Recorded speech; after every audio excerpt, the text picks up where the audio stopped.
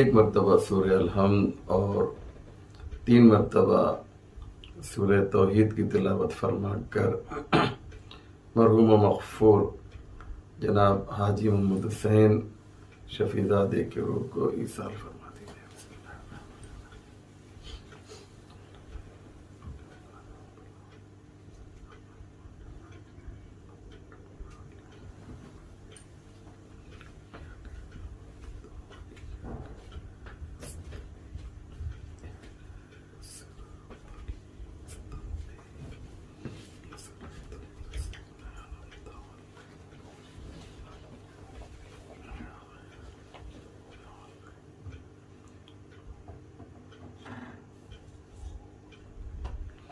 لا حول ولا قوة إلا بالله العلي العظيم حسبنا الله ونعم الوكيل نعم المولى ونعم النصير أعوذ بالله من الشيطان اللعين الرجيم بسم الله الرحمن الرحيم الحمد للہ رب العالمین والصلاة والسلام والتحیۃ والاکرام علی سید الانبیاء والمرسلین مولانا ابی القاسم محمد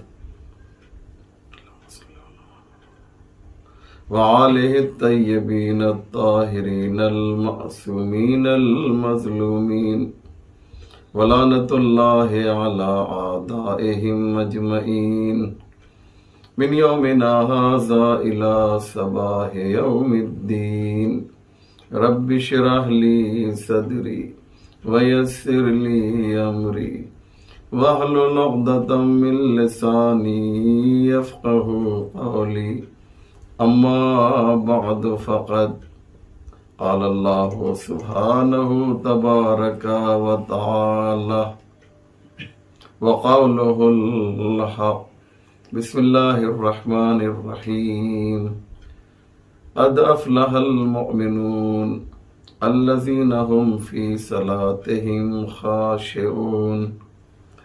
مومنین کرام و ناظرین ذوی الاحترام، السلام علیکم ورحمۃ اللہ وبرکاتہ۔ آج کی یہ مجلس ایک نہایت ہی معزز اور محترم شخصیت کے لیے درگزار کی جا رہی ہے، جنہوں نے اپنی زندگی کے بیشتر حصے کو امام حسین علیہ السلام کی خدمت میں وقف کر دیا تھا، اور ان کا پورا ہم و غم یہی تھا کہ پونا میں جو حاجی محمد جواد اصفہانی نے امام باڑہ وقف کیا تھا اسے کیسے اور زیادہ بلندی پر لے جایا جائے۔ یقیناً ایسے لوگ سماج میں، معاشرے میں، کمیونٹی میں بہت ہی کم ہوا کرتے ہیں کہ جو اپنی پوری زندگی کو دین مبین اسلام کے لیے وقف کر دیں۔ پروردگار سے دعا ہے کہ یا اللہ مرحوم مغفور حاجی محمد حسین شفیع زادے کو جوار معصومین میں جگہ عنایت فرما، ان کی قبر روشن و منور ہے، اور زیادہ روشن اور منور فرما۔ چونکہ ایک مومن کے ایصال ثواب کے لیے یہ مجلس برگزار کی گئی ہے، اس لیے میں چاہتا یہ ہوں کہ آج کی مجلس کا عنوان، ٹاپک اور موضوع مومن ہی کو رکھا جائے۔ اسلام میں مومن کی اہمیت کیا ہے، مومن کی عظمت کیا ہے، انشاءاللہ کچھ آیتیں آپ کی خدمت میں پیش کروں گا، اور کچھ حدیثیں آپ کی خدمت عالیہ میں پیش کی جائیں گی۔ ارشاد ہو رہا ہے قد افلح المؤمنون الذین هم فی صلاتهم خاشعون۔ یہ سورہ مومنون کی آیت ابتدائی آیتیں ہیں جس میں پروردگار عالم یہ اعلان کر رہا ہے کہ کامیاب فقط اور فقط مؤمنون ہیں۔ کامیابی صاحبان ایمان کے لیے ہے، جن کے سینے میں، جن کے دل میں ایمان کی شمع روشن ہے، بس وہی کامیاب ہے۔ یہ کامیابی ایک ایسی چیز ہے کہ پوری دنیا جو ہے اسی کامیابی کی طرف رواں دواں ہے۔ ہر ایک انسان کی کوشش یہ ہے کہ وہ کامیابی حاصل کرے۔ ایک بچہ اسکول میں جاتا ہے تو اس کی کوشش امتحان میں کامیاب ہونے کی ہوتی ہے، اور بڑا ہوتا ہے کالج میں جاتا ہے تو اس کی کوشش یہ ہوتی ہے کہ وہاں بھی اچھے نمبروں سے کامیاب ہو، یہاں تک کہ اور آگے بڑھتا ہے، جاب میں کوشش کرتا ہے کہ اچھی جاب ملے، اچھی سروس ملے، اچھی نوکری ملے، تاکہ ایک کامیاب زندگی بسر کر سکے۔ تو مادی دنیا میں بھی ہم نے دیکھا کہ انسان کامیابی کی طرف قدم بڑھانے کی کوشش کرتا ہے۔ اگر کسی کے پاس اچھی ظاہری زندگی ہو جائے تو لوگ کہتے ہیں دیکھو یہ کتنا کامیاب ہے، لیکن پروردگار کہتا ہے قد افلح المؤمنون، میری نگاہ میں کامیابی تمہارا بینک بیلنس نہیں ہے۔ میری نگاہ میں پروردگار کہہ رہا ہے کامیابی تمہارا عالی شان مکان نہیں ہے۔ میری نگاہ میں کامیابی تمہاری زرق برق دنیا نہیں ہے۔ میری نگاہ میں کامیابی یہ ہے کہ تمہارے دل میں ایمان کی شمع روشن و منور ہو جائے۔ اور آپ دیکھیں عزیزو کہ اللہ نے یہ کہا کہ مومنین کامیاب ہیں، اور پیغمبر اسلام نے ان مؤمنین کی تشریح یوں کی یا علیو انتا وشیتک ہم الفائزون، اے علی تم اور تمہارے شیعہ ہی فقط کامیاب ہیں۔ تو قرآن نے کہا کہ کچھ لوگ کامیاب ہیں، پیغمبر اسلام نے فرمایا کہ علی اور علی کے چاہنے والے کامیاب ہیں۔ اور جب مولا کائنات کے سر پہ ضربت لگی ہے تو مولا علی نے فرمایا فزت ورب الکعبہ، رب کعبہ کی قسم علی کامیاب ہے۔ آپ نے اندازہ لگایا دنیا والوں کے یہاں معیار کامیابی کا کچھ اور ہے، اور اللہ کی نگاہ میں کامیابی کچھ اور ہے۔ معیار، علامت، پہچان کامیابی کی کچھ اور ہے۔ مولا علی کے سر پہ ضربت لگتی ہے تو اس ضربت کو آپ اپنی کامیابی کی دلیل بنا کر دنیا والوں کے سامنے پیش کرتے ہیں۔ اس کے بعد ارشاد ہوتا ہے، قرآن کی چند آیتیں اس کے بعد اور ہیں، میں ان آیتوں کو چھوڑ کر ایک اور آیت آپ کے سامنے پیش کرتا ہوں۔ پھر ارشاد ہوتا ہے والذین هم علی صلواتہم یحافظون، اور مومن وہ ہوتا ہے جو اپنے نماز کی محافظت کرتا ہے۔ آپ کہیں گے یہ کون سا لفظ آپ نے استعمال کیا کہ مومن وہ ہے جو نماز کی محافظت کرے؟ حفاظت تو میں نے سنا ہے، لیکن یہ محافظت کیا ہے؟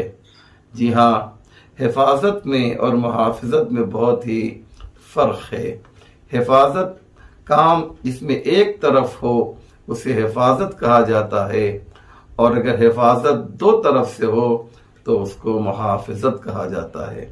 نہیں، مجھے معلوم ہے کہ میری بات آپ تک بہت زیادہ واضح نہیں ہو سکی ہے۔ دیکھیے یہ جو یحافظون ہے یہ باب مفاعلت سے ہے، باب مفعالت کا مطلب یہ ہوتا ہے کہ جس میں کام دونوں طرف سے ہو. جیسے ہم یہ کہتے ہیں مشاعرہ یا مشاعرہ. یہ مشاعرہ جو ہے یہ جب کچھ لوگ شعر پڑھیں تو یہ کہا جاتا ہے کہ مشاعرہ. اگر ایک شخص بیٹھا ہوا کرسی پر اکیلے اپنے گھر میں شعر پڑھے تو اسے مشاعرہ نہیں کہا جاتا. ایسے ہی مکالمہ یعنی دو طرف سے کنورزیشن ہو تو اسے مکالمہ کہا جاتا ہے. ایک انسان اگر اکیلے کچھ بول رہا ہے تو اسے مکالمہ نہیں کہا جائے گا. اسی طرح سے مومنین بہت سی مثالیں ہیں. مناظرہ کا صاحب آج فلاں کے درمیان مناظرہ ہوا. مناظرہ بھی باب مفعالت سے ہے. یعنی جب دو طرح کے لوگ اپنی نظر پیش کریں تو اسے مناظرہ کہا جاتا ہے. ایک شخص اگر اپنی رائے اپنا نظریہ پیش کرے تو اسے مناظرہ نہیں کہا جا سکتا. اس لیے ایسی بہت سی ڈھیروں مثالیں میں آپ کو دے سکتا ہوں کہ باب مفاعلت جہاں پر ہوگا وہاں پر ورک ایکٹیویٹی اور کام جو ہے دونوں طرف سے ہوتا ہے. والذین هم علی صلواتہم یحافظون. اور کچھ مومن وہ ہوتے ہیں کہ جو اپنی نماز کی حفاظت کرتے ہیں. نہیں، نماز کی حفاظت کرتے ہیں یہ ترجمہ صحیح نہیں ہے، بلکہ نماز کی محافظت کرتے ہیں. البتہ علماء حفاظت ہی ترجمہ کرتے ہیں کیونکہ ان کے پاس اس کے علاوہ کوئی لفظ نہیں ہے. عربی زبان میں لفظ محافظت استعمال ہوتا ہے، اردو میں تو حفاظت ہی استعمال کیا جاتا ہے، لیکن مجبوری ہے ان کی کیونکہ ان کے پاس الفاظ نہیں ہیں. میں آپ کو سمجھانے کے لیے کہہ رہا ہوں والذین هم علی صلواتہم یحافظون. مومنین وہ ہیں جو نماز کی حفاظت کرتے ہیں. یعنی کیا مقصد؟ یعنی کچھ لوگ ایسے ہیں کہ جو نماز کی حفاظت کرتے ہیں اور کچھ لوگ ایسے ہیں کہ جن کی نماز حفاظت کرتی ہے. توجہ ہے نا؟ یعنی ہمیں تلاش کرنا ہوگا. دو طرح کے لوگ ہیں. ایک وہ ہیں کہ جنہیں نماز بچاتی ہے اور ایک وہ ہیں جو نماز کو بچاتے ہیں. وہ کون لوگ ہیں کہ جنہیں نماز بچاتی ہے اور وہ کون لوگ ہیں جو نماز کو بچاتے ہیں؟ یاد رکھیے گا کہ جو پرسکون ماحول میں گھر میں نماز پڑھیں انہیں نماز بچاتی ہے، اور جو میدان جنگ میں مصلی بچھا دیں وہ نماز کو بچاتے ہیں. نماز اتنی اہم ہے، نماز اتنی ضروری ہے کہ مومن کی علامت بن گئی، مومن کی پہچان بن گئی. اہل بیت علیہ السلام نے نماز کو بچایا ہے، نماز کی حفاظت کی ہے.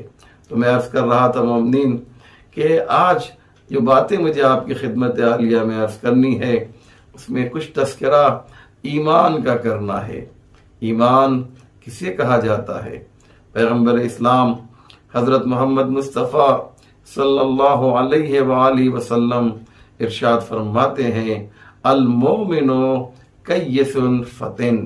مومن جو ہوتا ہے وہ عقل مند ہوا کرتا ہے. ایک پہچان مومن کی یہ ہے کہ وہ نماز پڑھتا ہے. ایک پہچان مومن کی یہ ہے کہ مومن جو ہے وہ کیس ہوتا ہے، کیس عقل مند ہوتا ہے. فتن یعنی ہوشیار. مومن جو ہے وہ ہوشیار ہوتا ہے. یعنی آپ جانتے ہیں عزیزان محترم سب سے اہم مسئلہ یہ ہے کہ مومن وہ ہے کہ جس کے پاس دولت عقل ہو.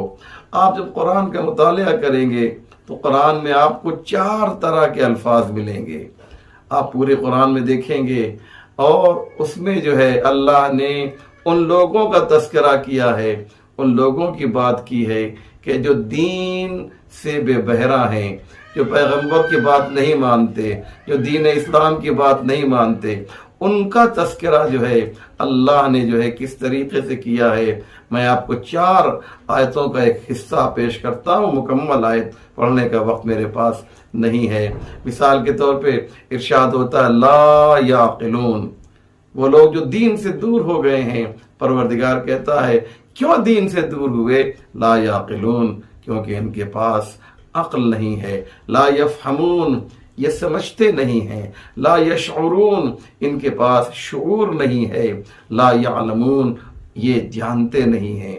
یعنی پروردگار بتانا چاہتا ہے دین سے دوری کی جو وجہ ہے، اصل میں وجہ یہ ہے کہ ان کے پاس عقل و شعور نہیں ہے، ان کے پاس فہم و فراست نہیں ہے، اور جب عقل آ جاتی ہے تو وہیں پر ایمان پیدا ہوتا ہے، وہیں پر ایمان آ جایا کرتا ہے۔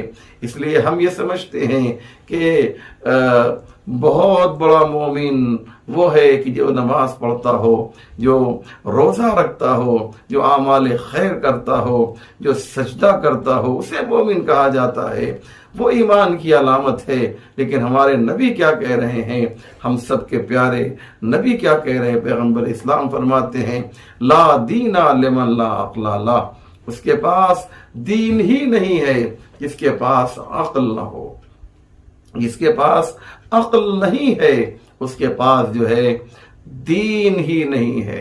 لہذا مومن کی پہچان یہ ہے، مومن المومن ینظر بنور اللہ، مومن نور الہی سے دیکھتا ہے۔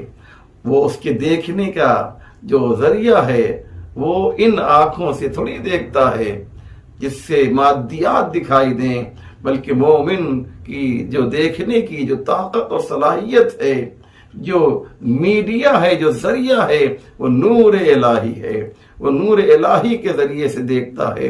اور جب مومن نور الہی کے ذریعے سے دیکھتا ہے تو وہ پھر گہرائی میں اترتا ہے اور کہتا ہے ربنا افلا ینظرون یہ مومن وہ ہے جو آسمان اور زمین کی خلقت کو دیکھتا ہے اور دیکھنے کے بعد کہتا ہے ربنا ما خلقت ھذا باطلا، میرے پروردگار تو نے اس زمین کو اور آسمان کو ما خلقتا، تو نے بیکار پیدا نہیں کیا ہے۔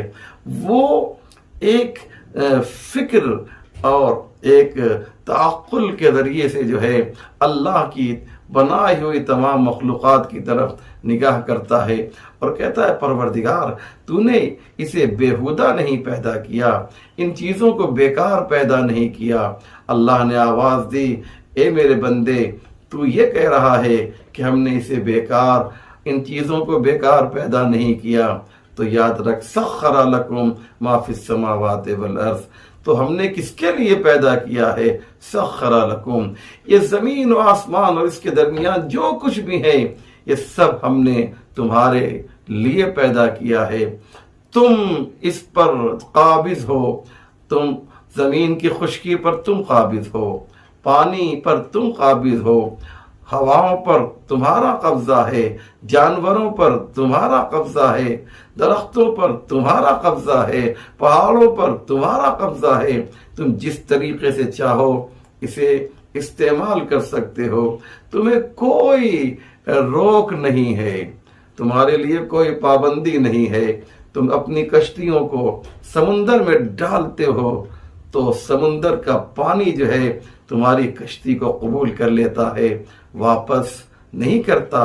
پانی میں اتنی طاقت ہے وہ چاہے تو تمہاری کشتیوں کو قبول نہ کرے اور خشکی کے حوالے کر دے، لیکن یہ سمندر جو ہے کشتیوں کو قبول کر کے بتاتا ہے کہ ہم کو اللہ نے انسانوں کے لیے پیدا کیا۔ یہ ہوائیں جو ہیں جس میں تم اپنے جہاز لے جاتے ہو، اپنے ایروپلینس لے جاتے ہو، ہوا بھی تمہارا انکار نہیں کرتی، بلکہ وہ بھی اپنے دامن کو پھیلاتی ہے اور یہ اعلان کرتی ہے اے میرے بندے، اے انسان تو اللہ کا بندہ ہے، لہذا میں نے یہ خوشی کے ساتھ جو ہے اسے قبول کیا۔ اس طریقے سے آپ دنیا کی تمام چیزوں کو دیکھیے، ہر چیز انسان کی فرما بردار نظر آ رہی ہے، انسان کی اطاعت کرتی ہوئی نظر آ رہی ہے۔ آپ کہیں گے یہ تمام چیزیں جو ہیں ان میں تو احساس نہیں پایا جاتا، آپ ان کی مثال کیوں دے رہے ہیں؟ ان چیزوں کی مثال دیجئے جن میں احساس پایا جاتا ہو۔ تو آئیے میں آپ کو ایک مثال دیتا ہوں۔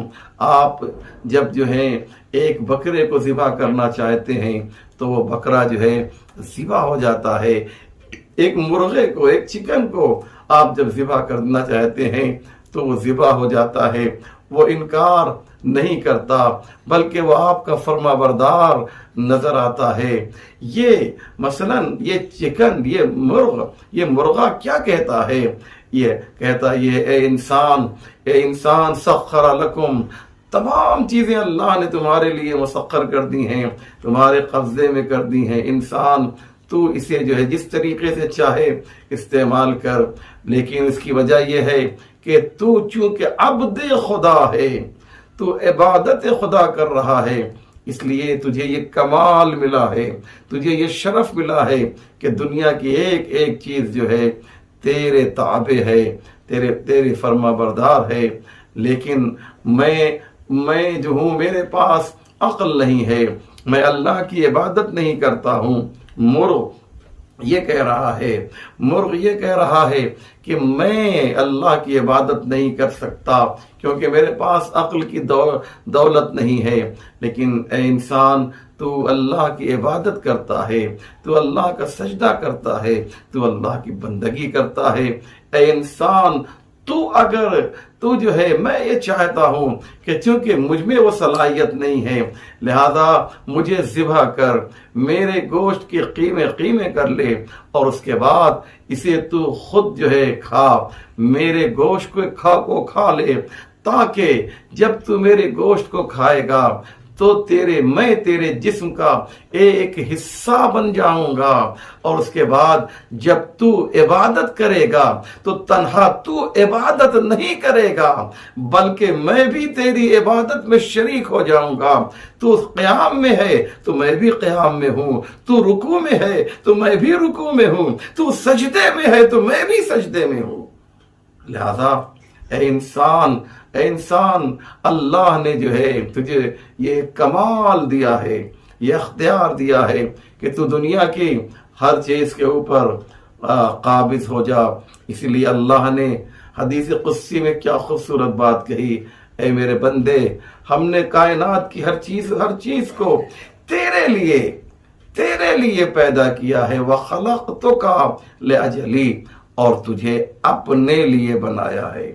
کائنات کو تیرے لیے بنایا اور تجھے اپنے لیے بنایا، تو اپنی حقیقت کو تمہیں سمجھنا ہوگا۔ اے مومن، یہ مومن بہت ہی امپورٹنٹ ہے، مومن بہت ہی اہم ہے۔ میں ایک حدیث آپ کی خدمت میں پیش کرنا چاہتا ہوں۔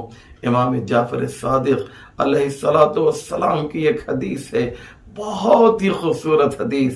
انشاءاللہ آپ اس حدیث کو پوری توجہ کے ساتھ سماعت فرمائیں گے۔ بہت ہی زبردست یہ حدیث ہے۔ مومن کی پہچان، مومن کی علامت اور مومن کے فضائل امام جعفر صادق علیہ السلام نے کس طریقے سے بیان کیے ہیں، اسے سماعت فرمائے۔ امام جعفر صادق علیہ السلام فرماتے ہیں، ان المؤمن اشد من زبر الحدید، مومن جو ہے وہ لوہے سے بھی زیادہ سخت ہوتا ہے۔ اپنے ایمان میں، اپنے ارادے میں، اپنے عزم مصمم میں جو ہے مومن جو ہے وہ لوہے سے بھی زیادہ سخت ہے۔ آپ نے غور کیا نہیں غور کیا؟ امام نے یہ تھوڑی کہا کہ مومن لوہے کی طرح سخت ہوتا ہے۔ لوہے کی طرح سخت ہونا اور ہے، لوہے سے زیادہ سخت ہونا اور ہے۔ مومن اپنے ارادے میں جو ہے وہ لوہے سے بھی زیادہ سخت ہے۔ یہ لوہے سے بھی زیادہ کیوں کہا؟ لوہے جیسا کیوں نہیں کہا؟ تو آپ نے فرمایا، ان زبر الحدید اذا دخل النار تغیر وان المؤمن لو قتل ثم نشر ثم قتل لم يتغیر قلبه۔ دیکھو، ہم نے یہ بات جو کہی ہے کہ مومن جو ہے وہ اپنے ارادے میں لوہے سے بھی زیادہ سخت ہوتا ہے، لوہے جیسا نہیں ہے، لوہے سے زیادہ سخت ہے۔ کیوں؟ اس لیے کہ لوہے کو جب آگ میں ڈال دیا جاتا ہے تو تغیرہ، وہ بدل دیتا ہے، لوہا چینج ہو جاتا ہے، لوہا بدل جاتا ہے۔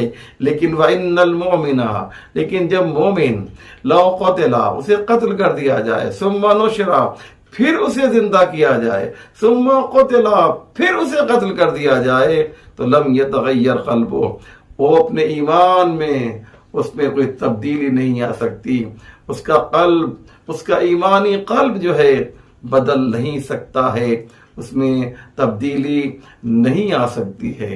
اس لیے عزیزو، مومن کی بڑی عظمت ہے، مومن کی بڑی اہمیت ہے۔ اس لیے ایک جگہ پہ حدیث میں آیا ہے کہ حرمت المومن اشد من حرمت الکعبہ۔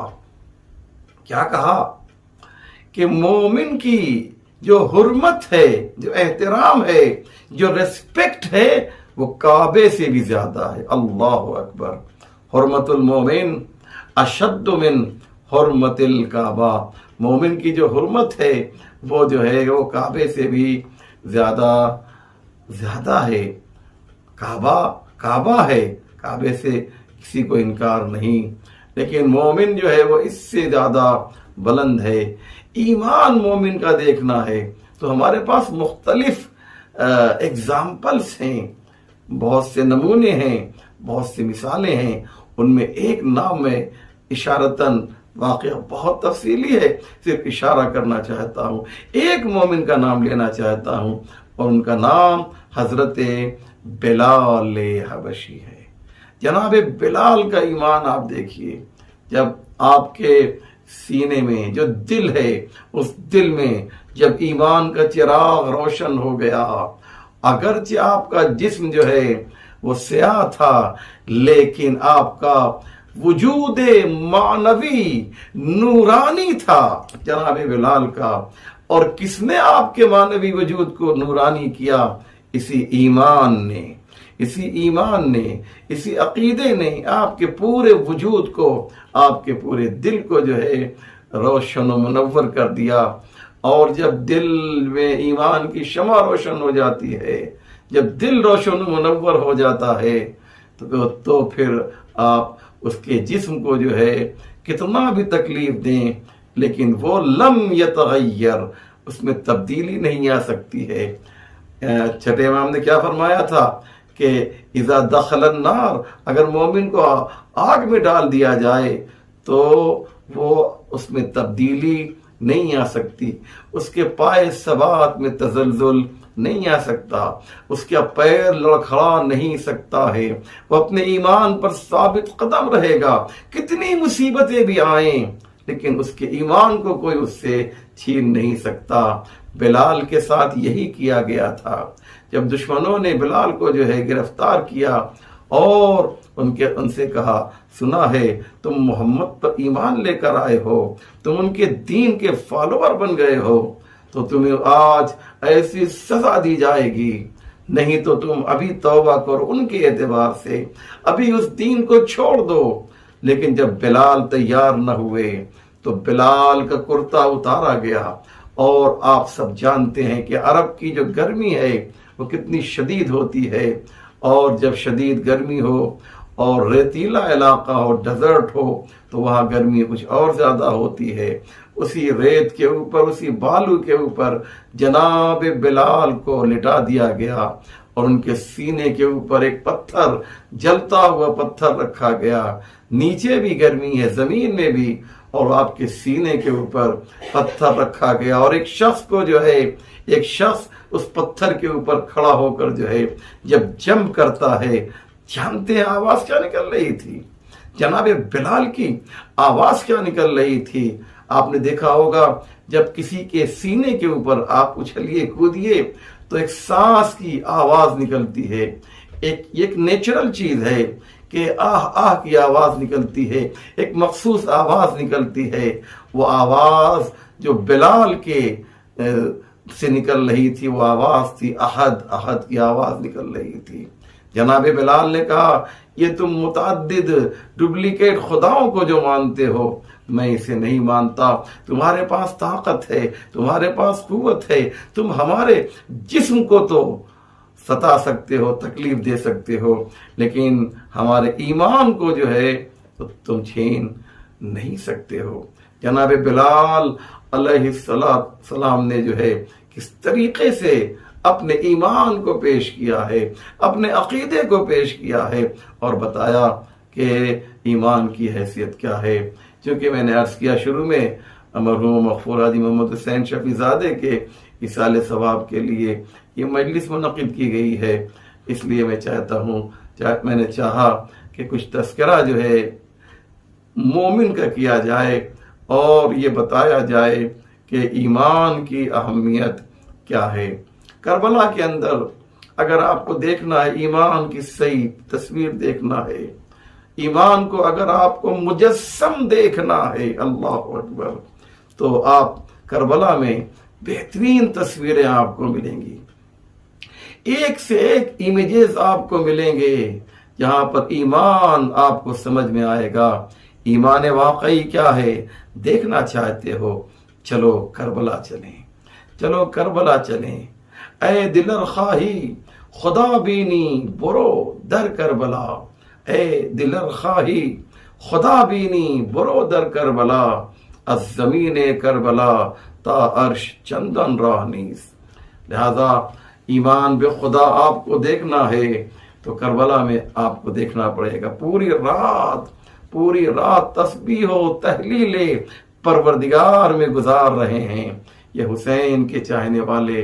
اور ہاں عزادارو، حسین کو نے ان پر ناز کیا، حسین نے ان پر فخر کیا، کربلا والوں پر فخر کیا، کربلا والوں پر حسین علیہ السلام نے ناز کیا. اور کیا کہا امام حسین نے کہ جیسے ما رأیت اصحابا ابر و اوفا من اصحابی، جیسے اصحاب مجھے ملے ایسے اصحاب نہ میرے نانا کو ملے، ایسے اصحاب نہ میرے بابا کو ملے، ایسے اصحاب نہ میرے بھیا حسن کو ملے.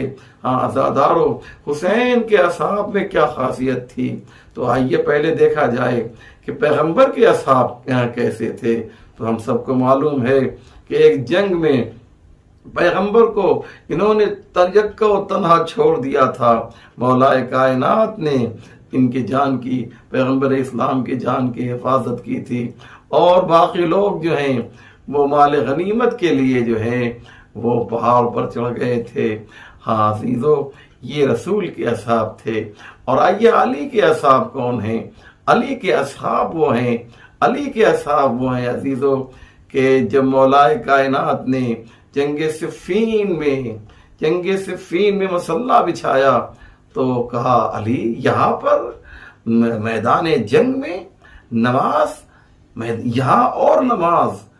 یہ تو صفین کے صحابی تھے کہ جو علی سے کہہ رہے تھے مسلح نہ بچھائیے، لیکن وہ کربلا کا صحابی ہے ابو ثمامہ سیدابی جو کہتا ہے مولا نماز کا وقت ہو گیا ہے، ہم چاہتے یہ ہیں کہ آپ کی اقتداء میں نماز ادا کر دیا جائے.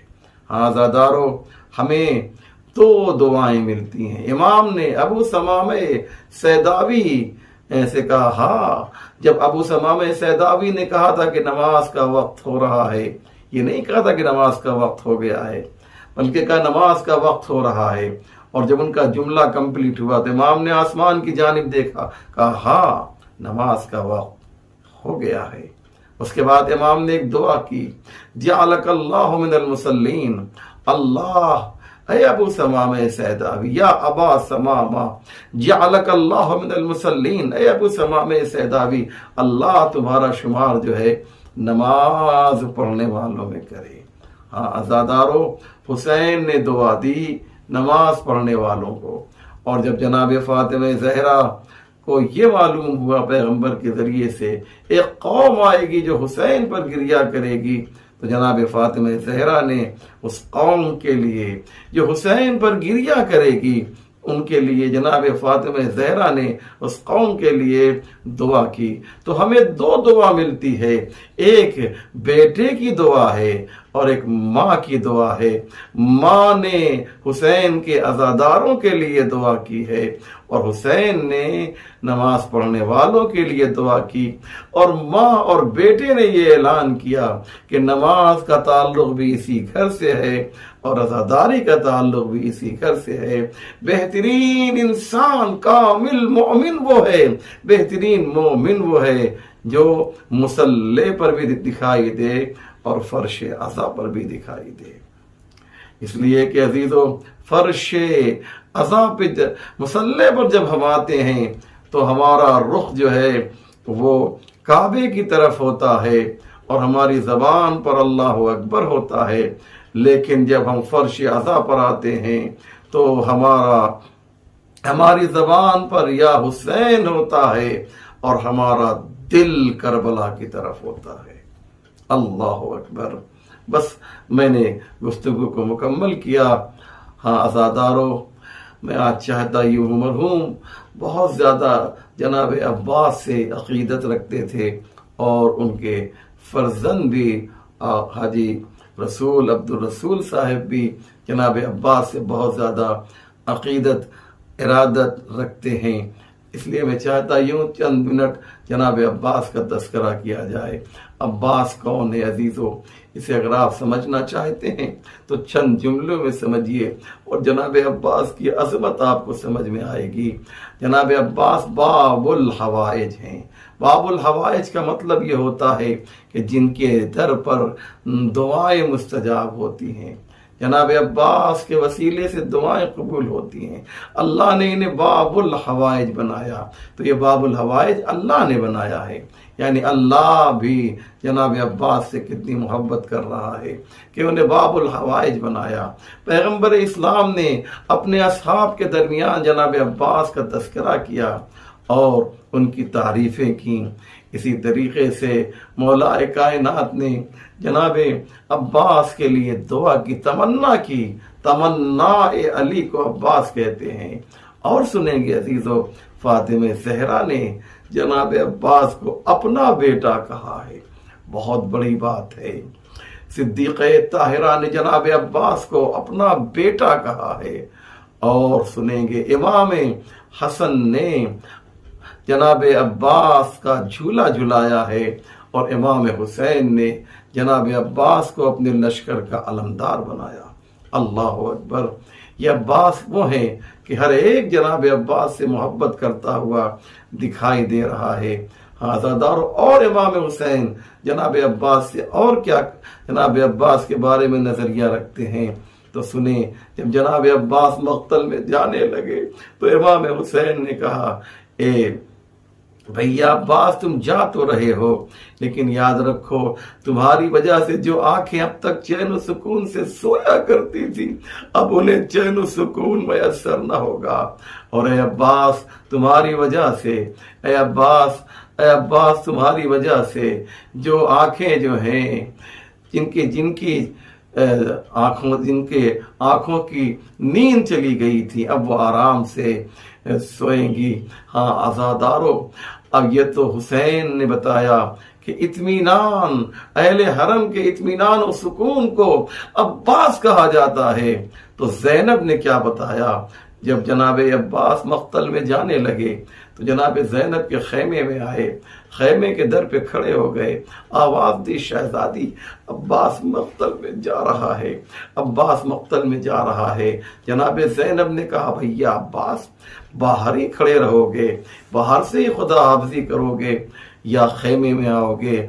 आओ अब्बास, आओ मेरे पास आओ। जनाब ज़ैनब के सामने दो जानू नहायत ही अदब व एहतराम के साथ जनाब अब्बास बैठ गए। शहजादी क्या हुक्म है, गुलाम हाजिर है। जनाब ज़ैनब ने कहा, ए भैया अब्बास मक़तल में जा रहे हो तो एक वाक़या सुनते जाओ। मैं बहुत दिनों से ये वाक़या तुम्हें सुनाना चाहती थी लेकिन उसके लिए माहौल साजगार नहीं था। अब मुझे मौका मिल गया है तो इस वाक़े को सुन लो। भैया अब्बास, मैं बहुत छोटी सी थी, अपने बाबा के आगोश में बैठी हुई थी। बाबा मुझे प्यार कर रहे थे कि मेरे दोष से मेरे कंधे से मेरी चादर हट गई। जब चादर हटी तो मेरे बाबा ने मेरे बाजू के बोसे ले लिए। मैंने कहा, बाबा आप मेरे बाजू के बोसे क्यों ले रहे हैं? کہا بیٹی ایک وقت آئے گا کہ تیرے اسی بازو میں رسی باندھی جائے گی، تیری چادر چھین لی جائے گی۔ بھیا عباس بابا نے کہا تھا تو مجھے شک تو ہو نہیں سکتا تھا۔ وقت گزرتا گیا یہاں تک کہ مجھے اللہ نے عباس جیسا غیرت دار، شجاع اور بہادر بھائی عطا کیا۔ تو میں ہمیشہ یہی سوچتی تھی، ارے جس کا عباس جیسا غیرت دار، شجاع اور بہادر بھائی موجود ہو، ارے کس کی مجال ہے کہ اس کی ردا چھین لے، اس کی چادر چھین لے، اس کے بازو میں رسی باندھے۔ لیکن اے بھیا اب تم جا رہے ہو نا، تو زینب کو یقین ہو گیا کہ اب زینب کی چادر بھی چھینی جائے گی، زینب کے بازو میں رسی بھی بندھے گی۔ اسی لیے جب زینب کی چادر چھینی گئی تو زینب نے عباس کو بھی یاد کیا، بابا کو بھی یاد کیا۔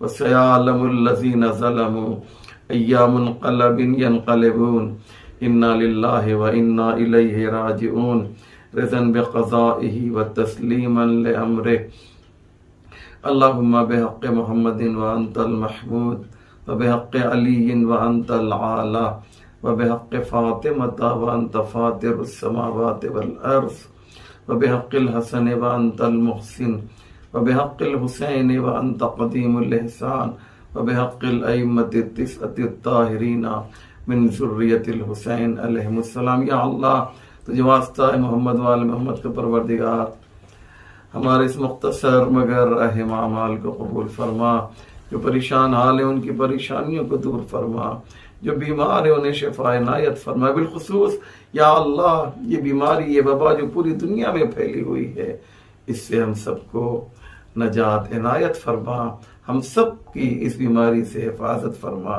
آل محمد کے چاہنے والے دنیا میں جہاں جہاں بھی ہوں ان کی جان مال عزت آبرو کی حفاظت فرما، پرچم اسلام کو سر بلند فرما، پرچم کفر و نفاق کو سر نگو فرما، ہمارے امام کے ظہور میں تعجیل فرما، ہم سب کو ان کے اعوان و انصار میں شمار فرما۔